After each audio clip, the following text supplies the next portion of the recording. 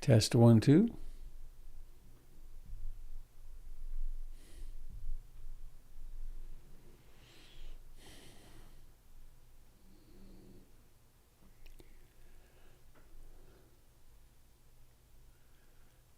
And we practice with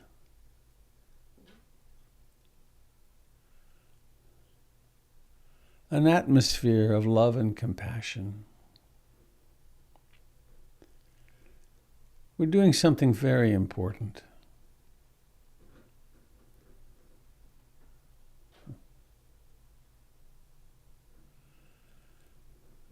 We can remind ourselves of some simple intentions.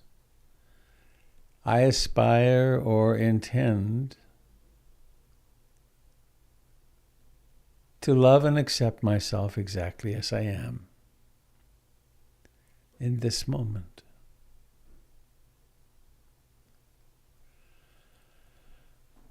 It's such a relief to put down the self-improvement process.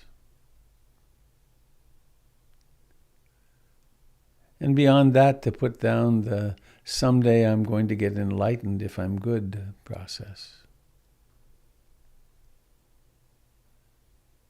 And instead, I aspire to love and accept myself exactly as I am right now. And when I'm hurting, suffering, no matter how,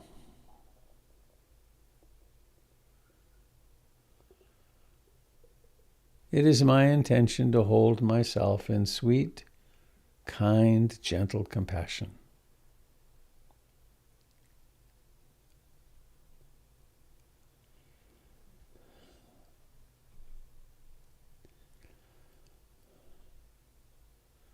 You know, the way you hold a pet if they're hurting, or the way you hold a toddler who's scraped their knee.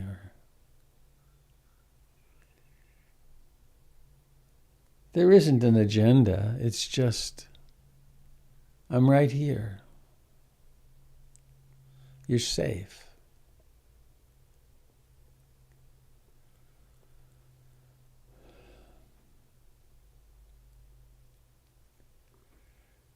And there are the obvious pains and sufferings.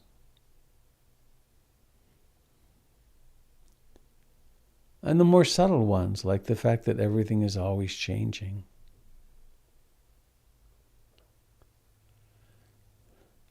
You're always having to adapt to new circumstances.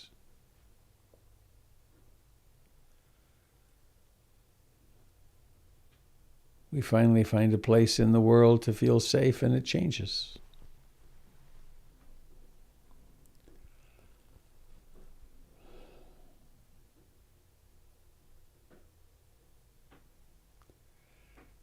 And so we come home to this in-breath and this out-breath.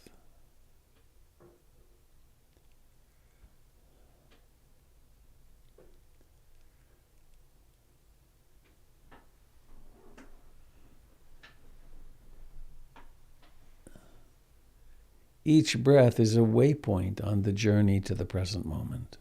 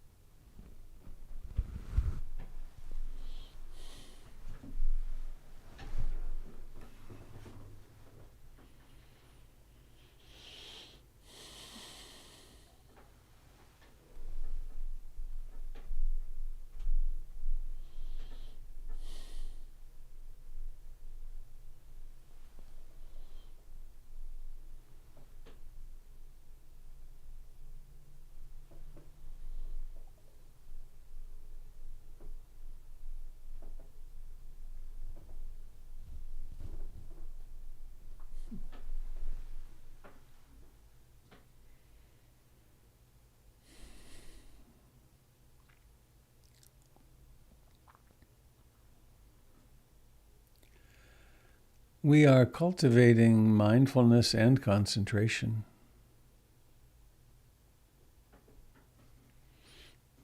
Remembering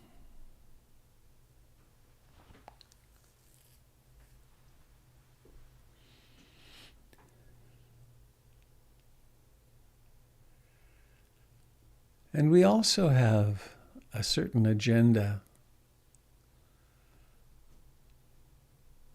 which is of encountering reality directly. Notice the sensations in the body.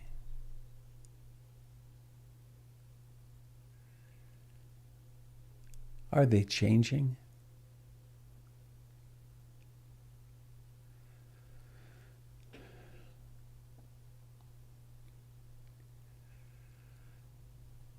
Notice the thoughts.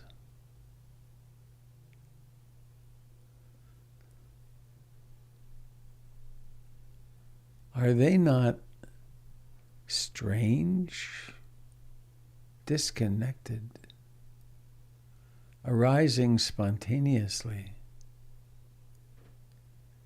impermanent?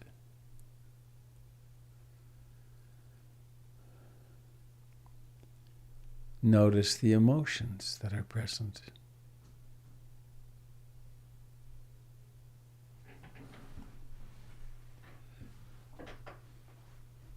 Do they endure? Were they here yesterday?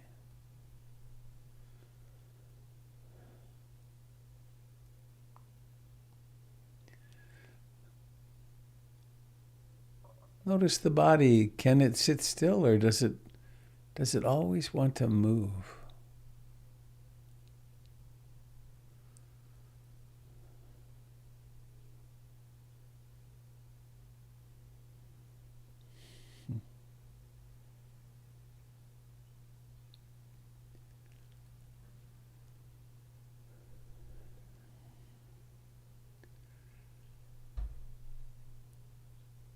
And as simply and obviously as the breath, what happens to this breath right now?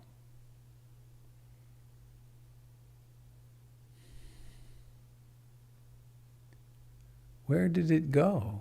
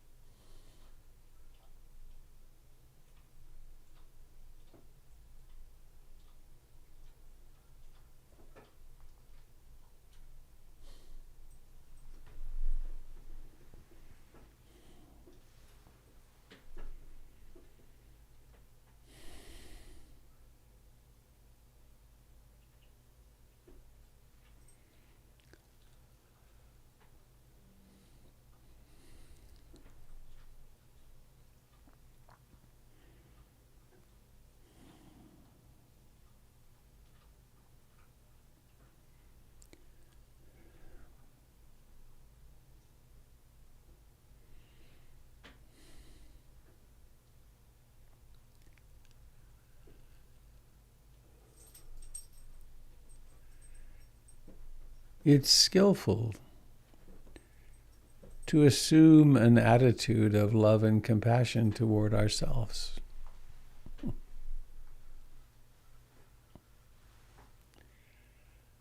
Similarly,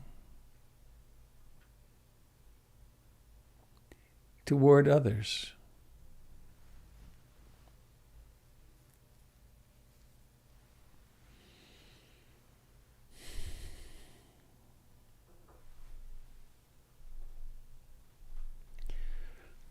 One of the greatest impediments to freedom are resentments, even little ones. Chasms of separation.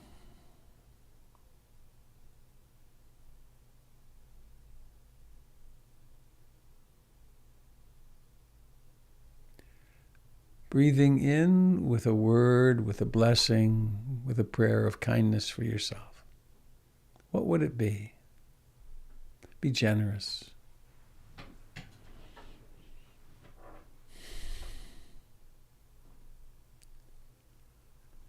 Breathing out with a prayer or a word or a blessing of kindness for someone else.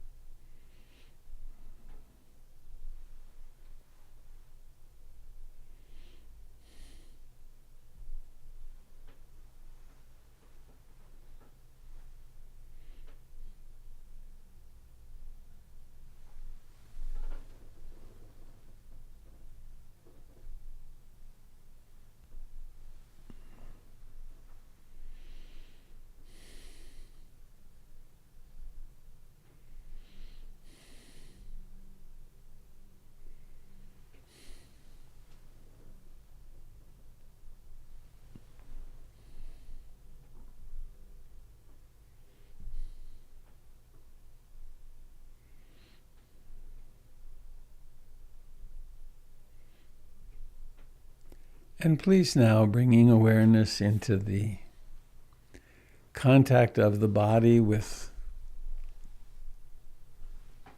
the chair, the cushion, the floor.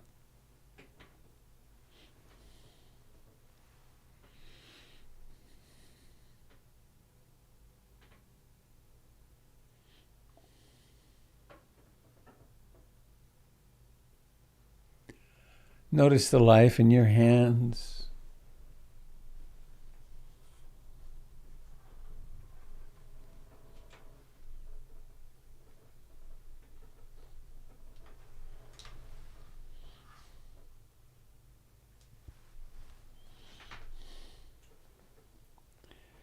The life in your face.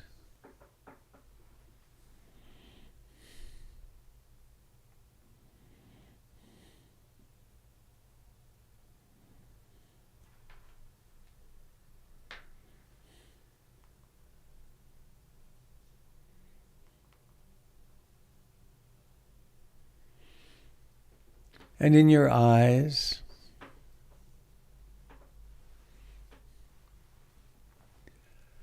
And notice the intention to let the eyes open and then letting that happen. And to notice the mystery of seeing.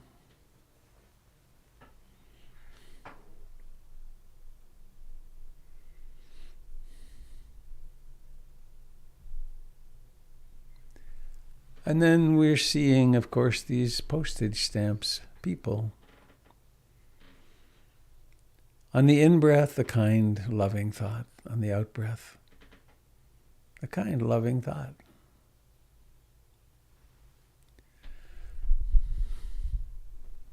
Seeing.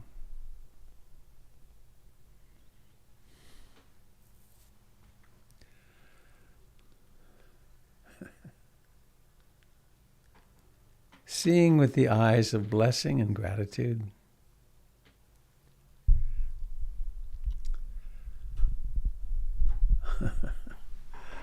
I'm very attached to sharing this video with you. It's very short. So I'm going to do it in the most awkward way I possibly could, I think, which is holding my iPad up in front of the camera. It may not work, but as a teaching on anicca,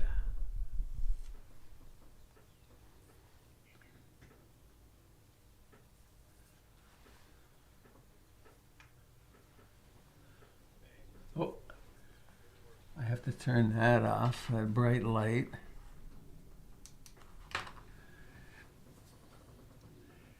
Turn this sound off.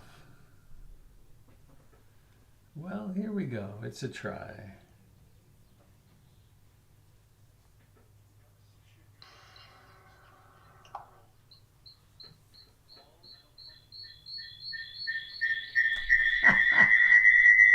All right. I'm going to show you. I'm going to show you the video with no sound.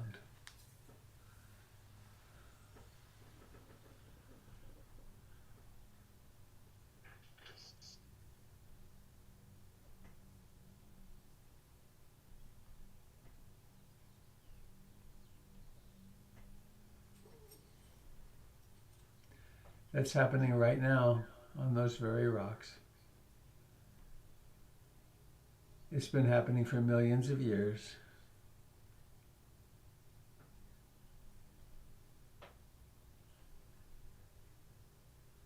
The birds have been there for as long as there's been seagulls.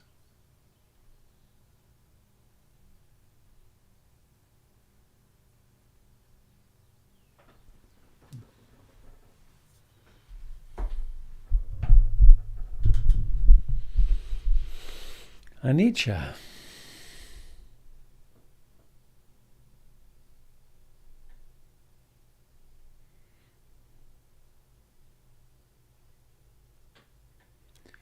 I will put this little video up on my blog as soon as we're finished here this morning.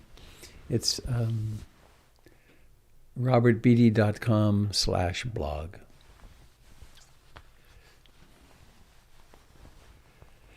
So announcements.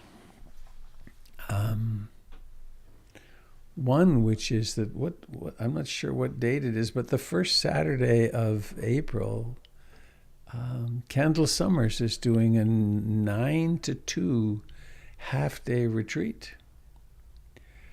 And you've met Kendall. I think she did, some of you anyway, she did a couple of the mornings while I was gone. She's a person of incredible heart and wisdom. And probably there are some of you who have never even done a few hours of meditation practice and a retreat, a little short retreat like that. But and I encourage you to do it because it will change. It will change you. Hang on, I got to plug something in there. This keeps making noise. There, that'll mute that. It'll change you. The first few layers of restlessness, agitation, sloth, and torpor, the 5 hindrances, can fall away in a mere few hours, and an hour or so. You can come for part of it. You come to the morning, the early morning, and there's a lunch break at some point. So I encourage you to give yourself the gift of the beginning of April, having a half-day retreat with Kendall. And also I finally decided on a next class starting at the end of April on Wednesday nights. My Four Foundations class will finish this coming Wednesday. I'm going to use the really lovely book called When Awareness Becomes Natural by U Tejaniya. And it's really about mindfulness in daily life and how normal and natural mindfulness is if we just create the conditions for it to arise. And he's a pretty interesting guy. He was in and out of the monastery for a while. He had 2 bouts of major depression that he writes about.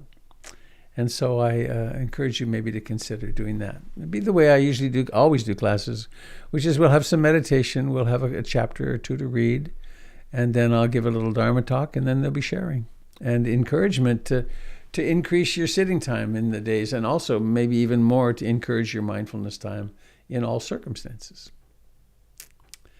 So Jim, is there anything else I should announce that I'm being neglectful of?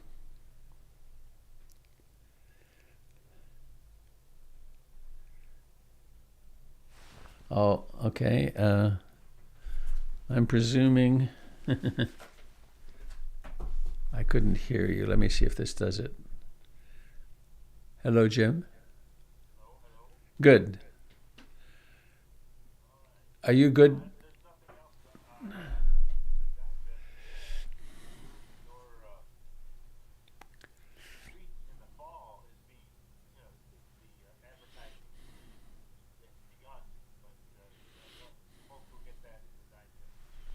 Yeah, September.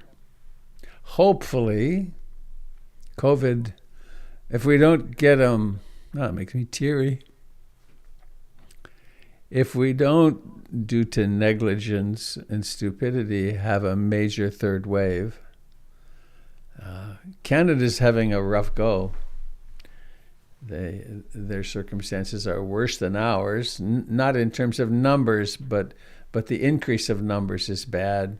So the border has to open before I could do my retreat. There was something else. Yes. Presuming we don't have a major 3rd wave, my guess is we will be opening PIMC in July, maybe August. Amazing. So, Jim, are you equipped to do some movement? All right. I shall leave it to you and be back when you're done. Oh, nice clear picture of you.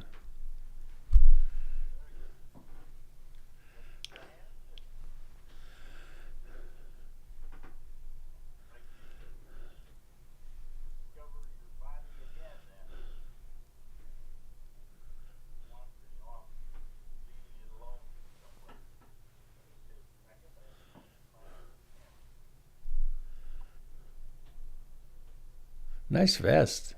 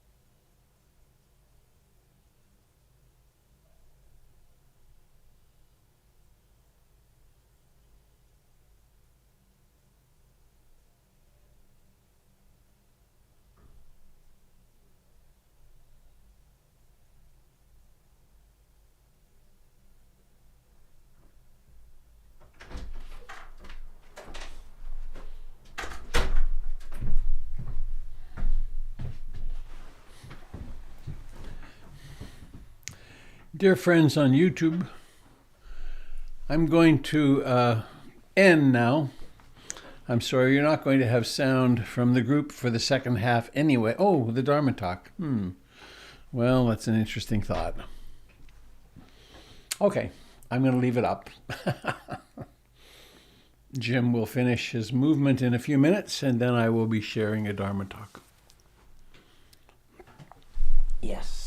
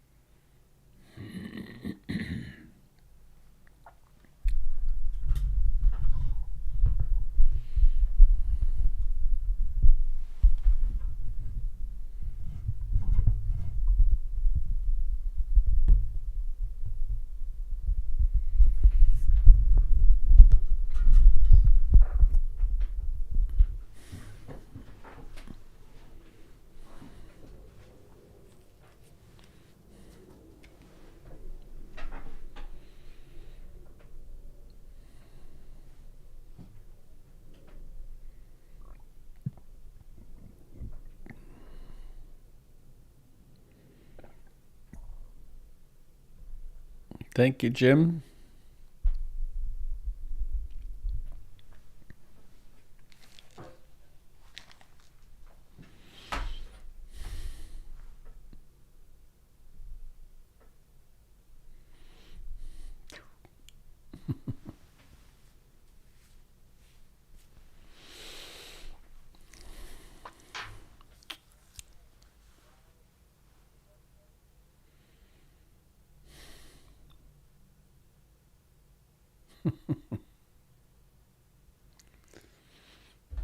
Denise, you're upside down. Are you in Australia?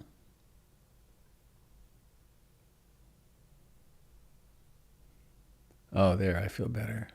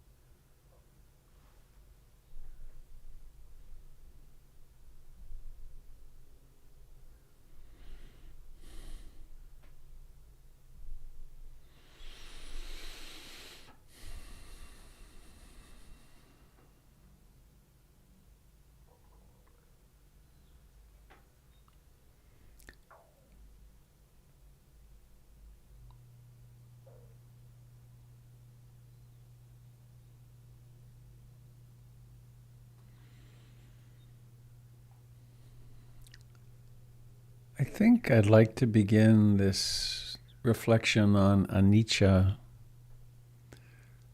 with a little guided meditation. No, I guess that's second. Here's a poem.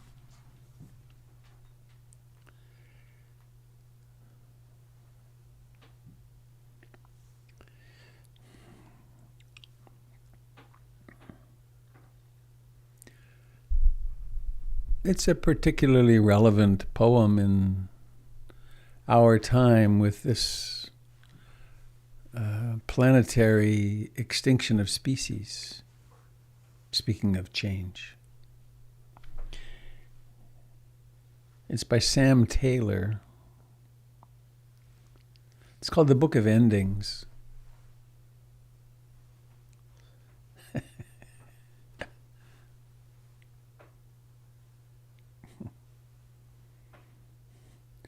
Sometime while you read this page or the next one, a species like you with your grandmother, your dozen eggs, your walk in the park, a species as vast as your life and the lives of all your ancestors, chasing bison across old Europe or huddled around a fire, will disappear. A species that has found its own way of eating, of moving, of hiding from predators. A species that meets itself and makes love in the bark of a tree or in the leaves of the canopy or in humid dirt. And it has come with us for millions of years. For millions of years. It has watched the night and the day follow each other. It has breathed with the frogs. It has wrapped the stars around it like a blanket. A patterned music, a map. At the beginning of this page, there may have been 3 or 4 left, but now there's only one. And if you read this page again, it will be another one, another species, another story of 4 billion years, telling itself for the last time. Wherever life began, a word, a wish breathed into water, a seed falling through space, it was all of us there, as it is now in this unknown last one. It has bored into wood, it has carried water on its back, it has drunk the dew from its back in the desert, it has fed its young with strips of leaves, it has built homes out of bark, it has carved the sky into a song, it has spoken in ways no person has ever heard. It has emerald wings, it has sapphire wings, it has wings of night. You will never see it, it's already gone.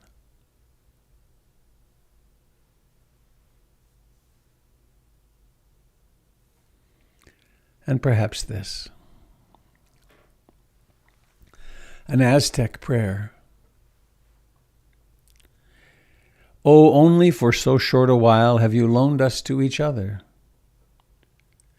because we take form in your act of drawing us, and we take life in your painting us, but only for a short while you have loaned us to each other, because even a drawing cut into crystalline obsidian fades, and even the green feathers, the crown feathers of the quetzal bird lose their color, and even the sounds of the waterfall die out in the dry season. So we too, because only for a short while have you loaned us to each other. Only for a short while have you loaned us to each other.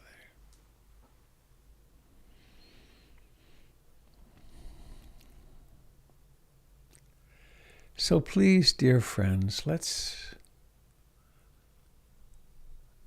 do a little meditative journey together. As we like to do, starting with the body. The body, which is life. It is through and through life.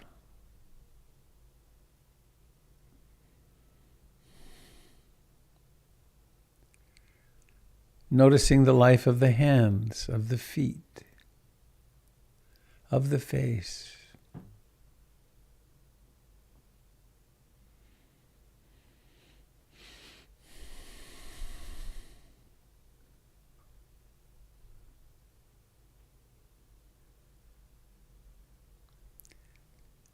It breathes.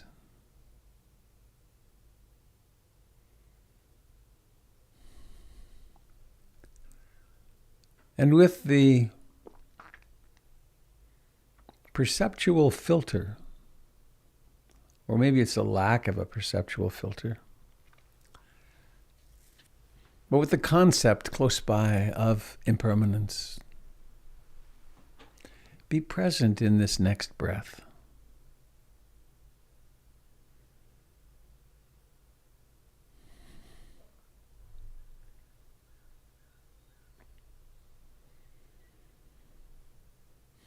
Be daring. Put aside delusion and ignorance.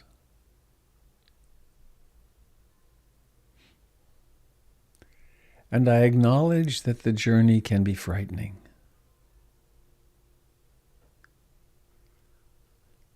It's really true. You are mortal.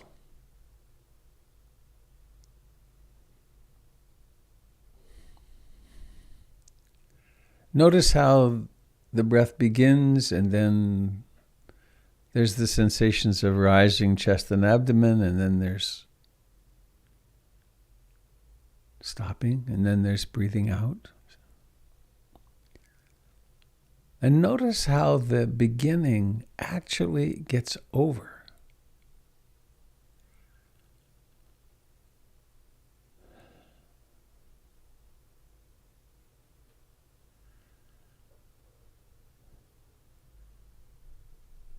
And it's much more intimate than simply a breath happens and then another breath happens. It's that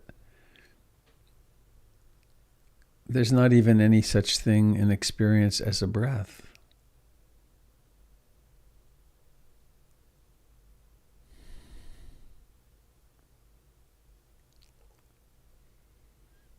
Body.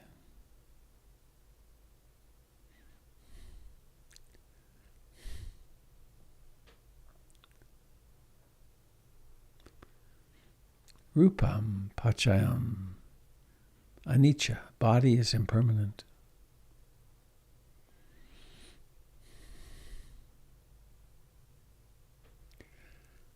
The body is in contact with the world through its sense doors. They create pleasant, unpleasant, and indeterminate experiences.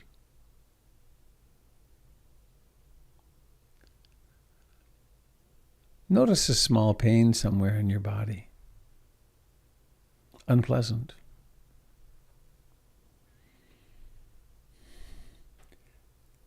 Notice somewhere that's warm.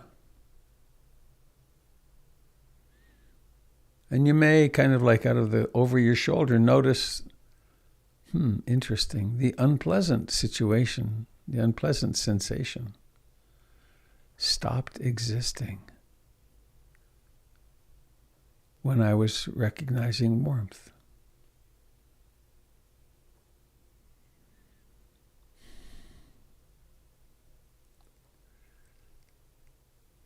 Feeling, the feeling function of the body, of consciousness.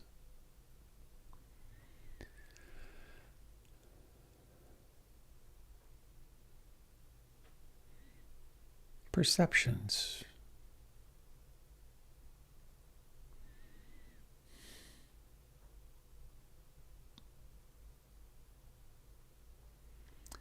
Notice you could bring awareness into that mysterious cloud of sensations called your hand, your left hand.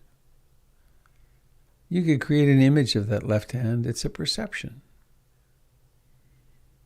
It doesn't exist in reality. It exists in mind.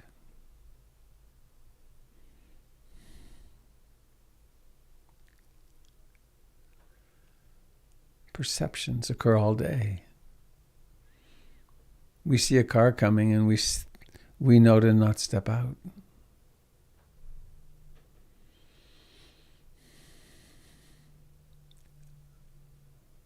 Imagine an image of a beloved friend.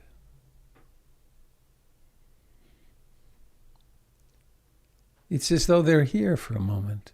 Perception.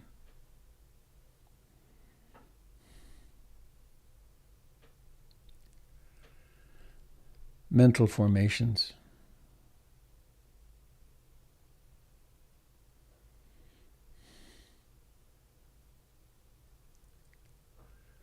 Notice the seemingly endless flow. Not flow, really. It's a tachistoscopic presentation. This thought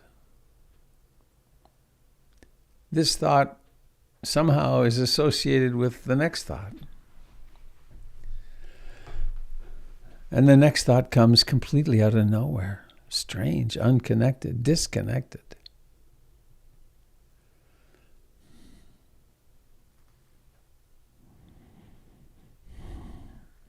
Maybe there's one of those stories from the past, or maybe there's a worry. What do you worry about? Is it the children? Is it sickness? Is it politics?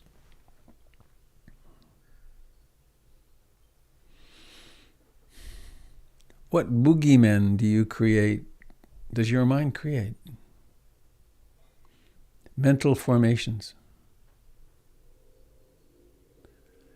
Which ones do you land on and make real?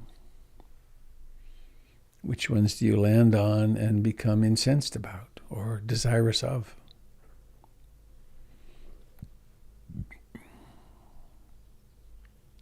Mental formations. Sankhara pachayam anicca. Mental formations are also impermanent.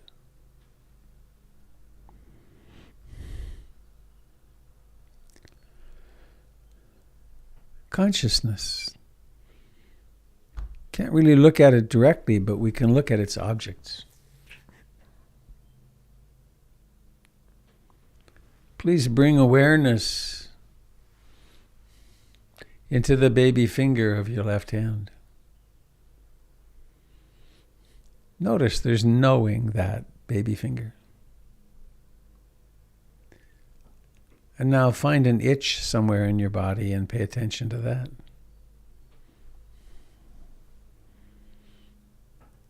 What happened to the consciousness of baby finger? It went away.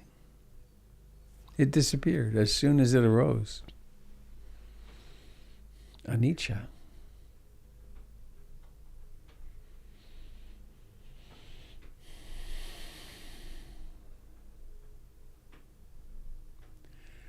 Maybe think once again about something you worry about in the future.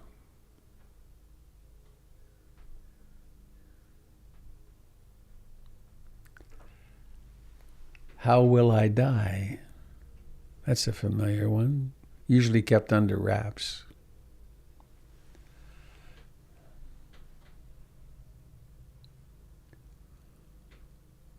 And now, remember some pleasant vacation in your life, some beautiful time at the beach or the forest or Disney World with kids or somewhere that it was really fun, beautiful.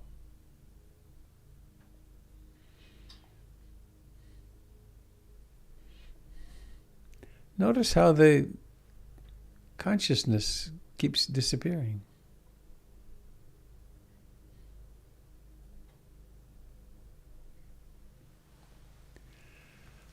And please now, if your eyes are closed, notice that there is not seeing.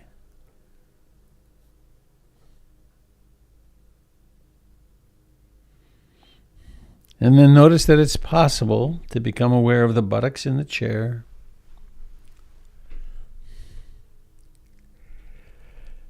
the life in the hands,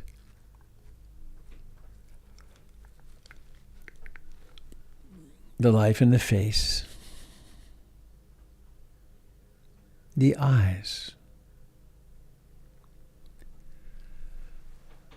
There's not seeing. And then observe the prompted intention to let the eyes open. And then letting that happen, letting that operationalize itself, come to open.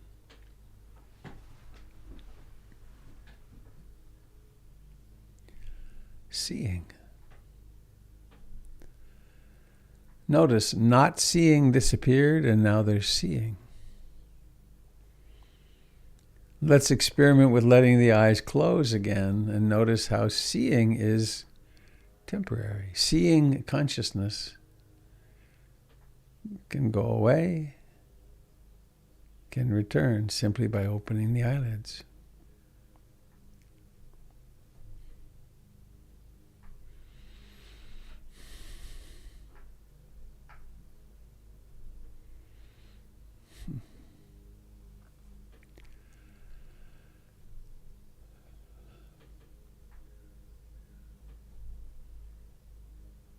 Many of us come to meditation for relieving stress, and it's great for that. More of us come to meditation for psychological and emotional well-being. We really want and need to modulate our emotions.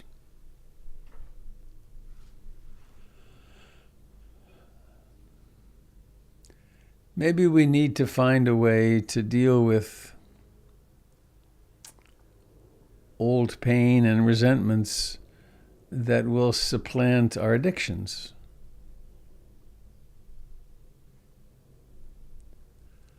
I know for several years I worked at a place called Springbrook North. Now it's Hazelden West, I think, but it was called Springbrook when I worked there originally.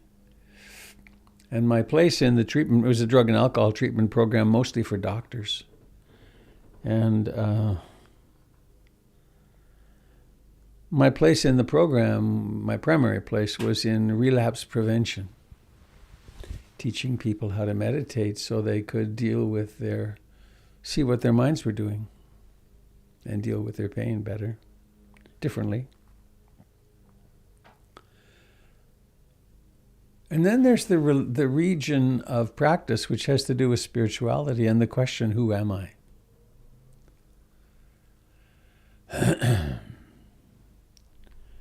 And one of the reasons I was drawn to speak of this today was the truth of impermanence at a micro level, at the existence level, got really clear for me while I was gone. And it wasn't a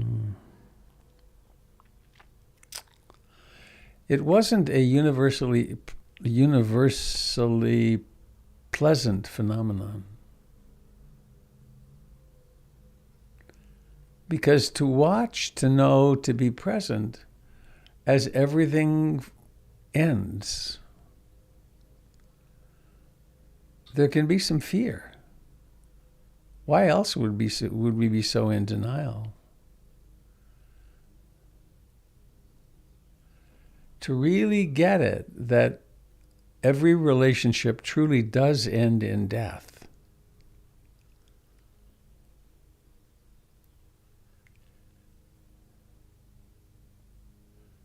Can be unsettling. It's a nice thing to think of it as a philosophy, but to actually embrace this. There are many reasons that we don't do regular meditation practice. The primary one is because what it reveals is so unsettling. So we'll go to a certain place, certain point. Mostly we really want relaxation and pleasure. But then if somehow or another we get really bitten and we take it further, there then comes the notion, and this is throughout the teachings of the Buddha, that there's a worthy destination in a way on the journey that does require that we face into reality directly.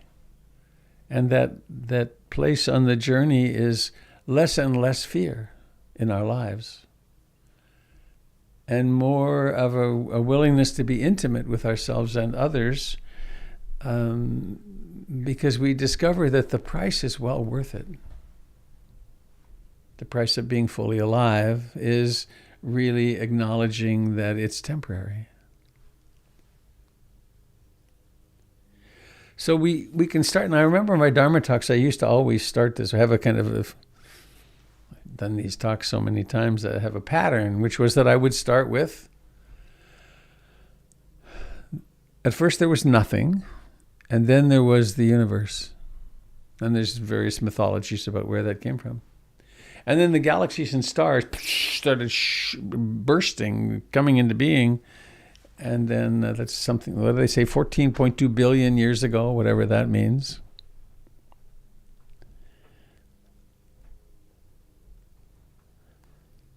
And then stars were born and died, and civilizations no doubt came and went.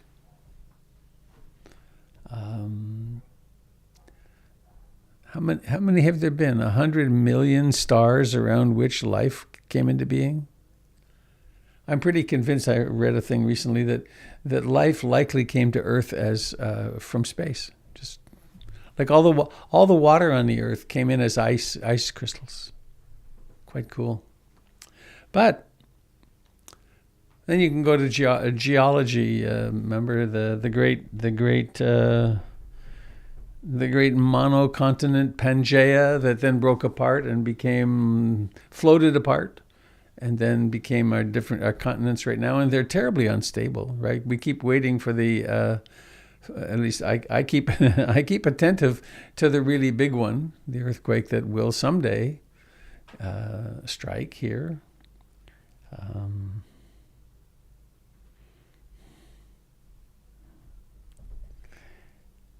And so on. Species come and go. Civilizations come and go. People come and go. I come and go. Health comes and goes. So this is a conceptual way of looking at it, isn't it? It's that these these images and ideas. The great era of American hegemony in the world, like the British had the great empire, and we've had the great empire, and the Chinese are on the rise. Big changes afoot. In my life, there was singleness, marriage a time or two, came and went. And then there was a longing to have babies, and then the babies came, and then they turned into toddlers, and then they went off to college, and now one hopes they'll text back.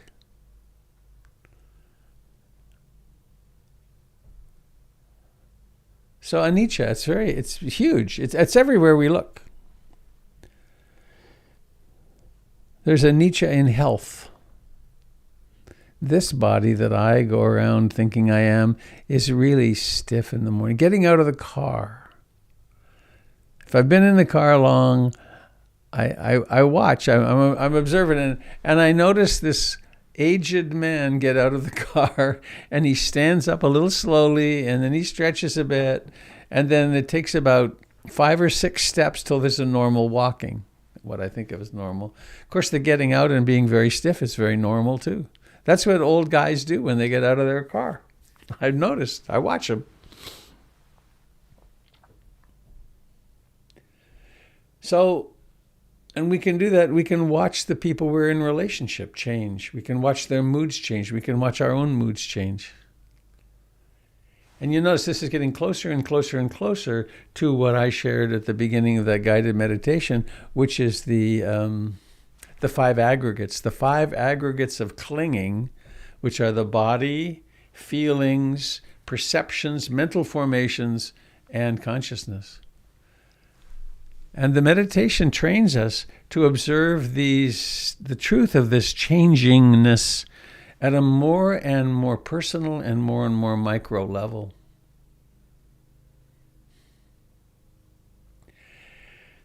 And the Buddha taught that at the beginning, or it is said of the Buddha's teachings, that the taste of the teachings at the beginning is the taste of freedom. The taste in the middle is the taste of freedom, and the taste at the end is the taste of freedom. Freedom from what? And it's freedom from the suffering that we do because we are in denial about the fact of change. Right? It's all going to change. And on the way to that, I can go kicking and screaming, and probably will to some significant degree. And to the degree that one can have deep understanding and insight into the truth of change, then there's much more ease with it. It's like, oh, here's one of my favorites. Many of us have had this experience. You know that day that you've got a really important meeting to get to? And you go out to the car, or you turn on your computer for that matter. You go out to your car and you push the start button or insert the key or whatever, and it does nothing. Or it goes, in the old days, you used to go click, click, click, click, click, click, click, click. And then there's the question, what's going on? What's happening here? And of course, the starter's gone, or you left the lights on. And then there's great suffering. But there can also be, and I've had this a couple of times, when it does that, and what there is instead is a slow smile that says, ah, yes. This is the morning of the important meeting when the starter doesn't work. Or this is the morning, I mean, I could have suffered this morning. I didn't much at all, but I've got this great video with a voiceover. I really want this to work, and screen sharing just isn't going to work. And one can suffer, or one can smile and think, ah, anicca.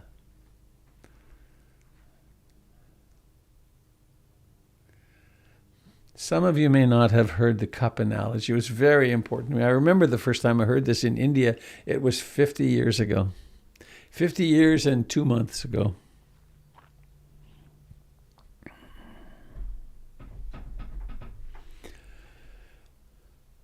a meditation student who's getting more and more into their meditative practice and is suffering a bunch, is really noticing how things are changing and how difficult it is. And they go up to their teacher and say, the teacher who's noted to be quite happy, and they say, how can you possibly be happy in this world where everything's falling apart all the time? And the teacher